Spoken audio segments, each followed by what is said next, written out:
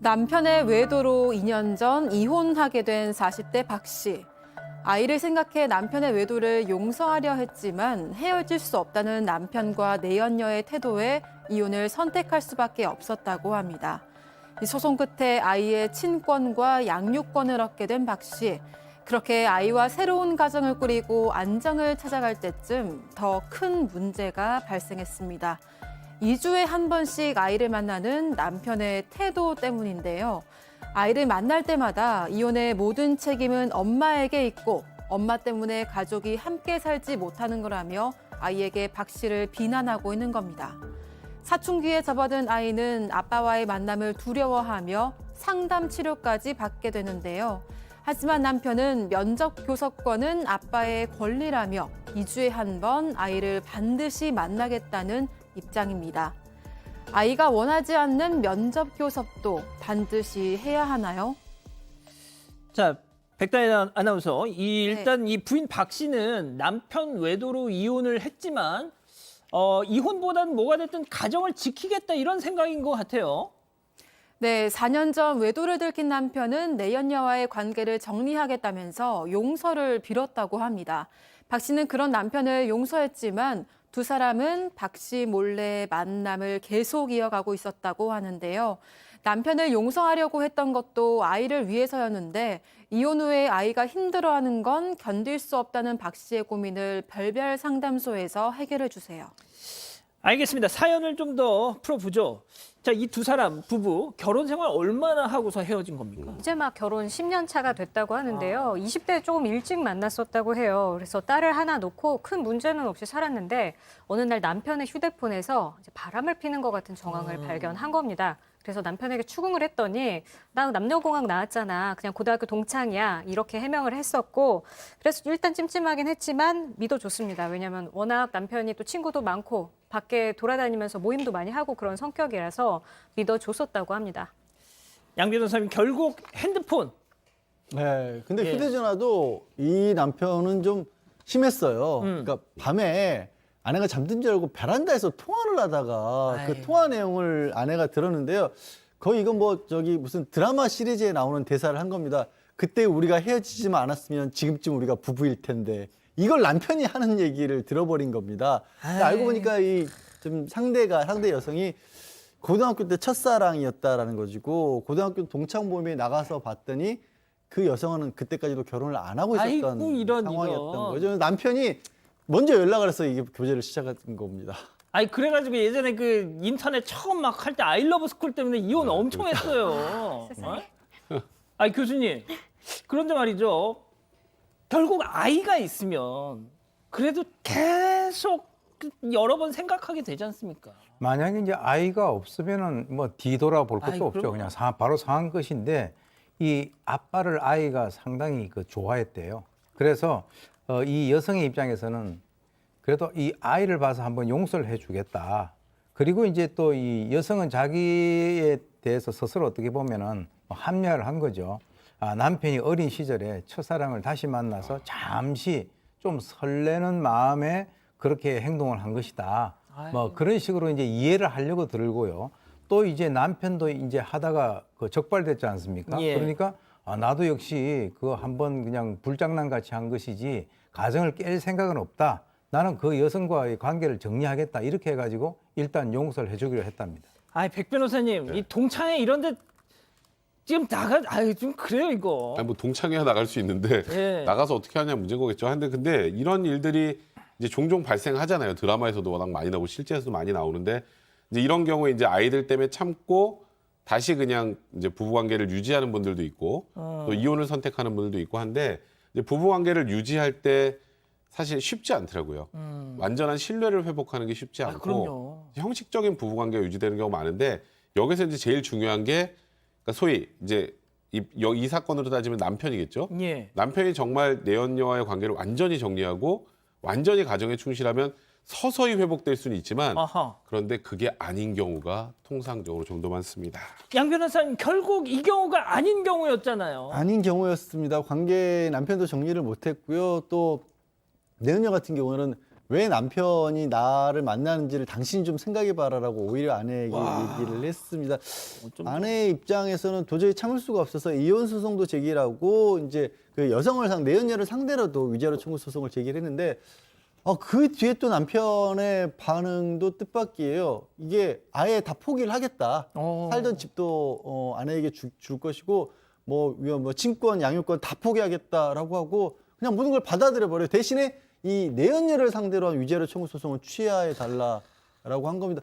이쯤 되면 참 이게 법적인 부분은 분명히 잘못되는데 이것도 사랑이라고 봐야 되는지 하여튼 남편이 모든 걸 다 포기하고 갔습니다. 떠나버렸습니다. 야, 그러니까 너 다 가져. 대신 내 첫사랑에 대해서 이 소송 건 것만 취하해.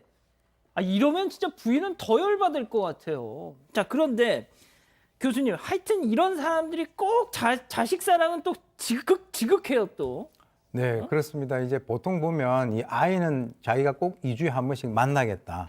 그렇게 얘기를 하고 사실 이제 그렇게 하다 보니까 엄마 입장에서는 지금 부모들이 이혼을 한 거지 아이가 그것에 의해서 고통을 받아서는 안 된다. 그러니까 이제 면접을 하는 것을 갖다가 보장을 해줘야 되겠다. 이제 이렇게 생각을 했는데 그래서 이제 이 아이 같은 경우는요. 사실은 아이가 지금 뭐 생각이 없겠습니까? 말을 안 하고 있을 뿐이지. 그런데 왜 엄마 아빠가 이혼을 하게 됐느냐? 그것도 안 묻고 그래서 이제 이 박 씨 역시 이제 아이에게 아빠에 대해서 나쁜 얘기는 전혀 안 했는데 문제는 뭐냐면 이 남편이 아이를 만나면 이 엄마에 대한 험담을 늘어놓는다는 거죠. 그래서 이 엄마 아버지가 이혼한 거는 다 네 엄마 때문이야. 아하, 네 엄마가 나쁜 선택을 해가지고 이렇게 된 거고 너를 키운다고 아버지 재산도 다 가져가 가지고 내가 이렇게 가난해졌다. 그러니까 처음에 재산 분할이라든가 뭐 친권, 양육권 뭐 이 모든 거 다 포기하겠다라고 얘기를 했는데 나중 돼 보니까 이제 본전 생각도 나고 또 본인이 억울한 생각도 드니까 좀 약간 찌질한 방법으로 자식을 통해서 자기 그 아내를 갖다 공격한다. 이게 상당히 좀 문제가 있네요.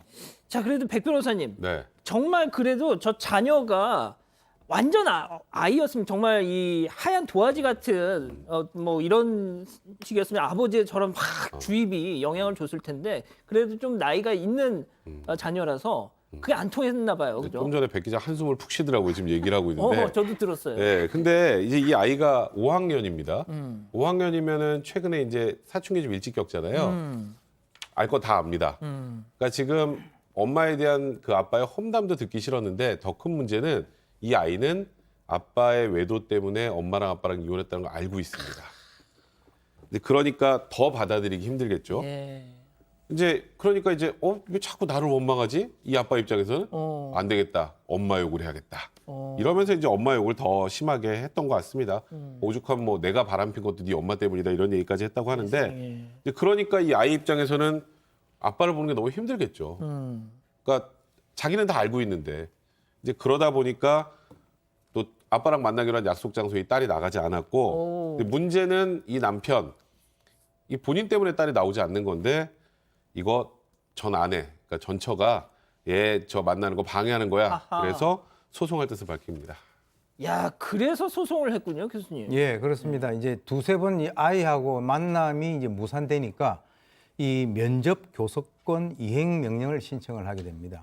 그래서 이제 사실 이 아이 같은 경우는 아빠의 그 외도 사실을 알고 난 이후에 정신적인 충격을 받아가지고 정신과 치료를 갖다 보고 지금 상담 치료를 갖다 병행하고 있는 그런 상황인데 이 아빠는 그래도 나는 너를 꼭 만나야 되겠어. 강제로라도 이 아이를 만나겠다. 이렇게 해서 법원에 면접 교섭 재판을 신청을 했는데 과연 이 면접을 갖다 계속 강행하겠다라고 하는 것이 이 아버지의 근본적인 목적이 과연 무엇인가?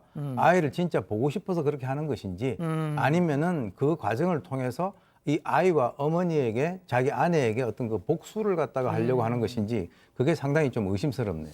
알겠습니다. 그럼 이쯤에서 별별 상담소 오늘의 궁금증 짚어보죠. 자, 아이가 원하지 않는 면접 교섭 이거 꼭 해야 됩니까, 양 변호사님?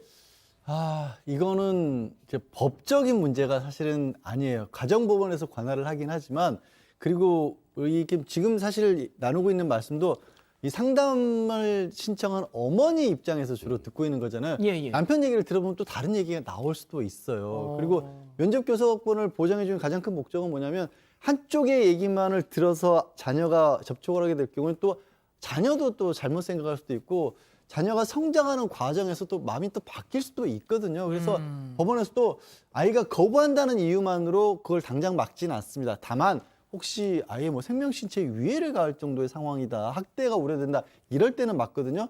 대신에 이제 아이가 거부하는데 그렇다고 해서 무조건 만나라 이런 건 아니고요. 가사조사관 제도가 있어서 먼저 사전조사를 하기도 하고 또 면접센터라고 해서 가정법원에서 개입을 해서 만날 때도 이렇게 상황을 지켜보면서 정말로 이게 문제가 있는지 아닌지 좀 시간이라든가 아니면 간격 같은 것도 조율할 수 있게 그렇게 도와주거든요. 이거는 제가 일방적으로 아이가 원하지 않는다고 해서 만날 수 없다 이렇게 말씀드린다기보단 굉장히 그래도 법의 문제가 아니라 가정, 특히 자녀의 복리를 가장 최우선으로 고려해서 섬세하게 접근한다라고까지만 말씀드리겠습니다. 자, 백 변호사님, 근데 이 면접 교섭이라는 게 부모의 권리이기도 하지만 네. 아이의 권리일 수도 있는 거잖아요. 네, 아이가 맞습니다. 싫다는데 그걸 왜 강제로 막 등 떠밀어서 만나게 해요? 근데 아이가 싫다고 부모를 아예 안 만나게 하는 것도 문제죠. 부모와 자식 간의 연이 면접 교섭권을 아예 못하게 하면 거기서 끊어질 수도 있습니다. 현실적으로. 그러니까 지금 조금 전에 양지열 변호사 잘 설명을 해주셨는데 이런 경우에는 통상적으로 면접 교섭권 없애가 아니고 가사조사를 통해서 여러 가지 상황을 고려해서 횟수를 처음에는 좀 천천히 한다거나 그리고 이제 그 과정에서 여러 가지 문제점들이 나오기 때문에 이 아빠도 내가 잘못하면 본인의 딸을 못 볼 수도 있겠다는 생각에 좀 태도를 바꿀 수도 있고요. 아하. 여러 가지 소위 부모 자식 관계를 유지할 수 있는 방법을 고려를 합니다. 그게 어찌 보면 자의 복지를 위해서 더 복리를 위해서 좋다고 판단을 하기 때문인데요. 그러니까 아이가 만나기 싫으면 만나지 않는 것 그게 아이의 권리라기보다 아이와 부모와의 관계를 어떻게 좋게 유지켜 나갈 수 있는지 이런 걸 고민하는 것이 결국 가사조사나 가정법원에서 할 일이 아닌가 싶습니다. 그렇군요. 알겠습니다. 별별 상담소 이렇게 정리하고요.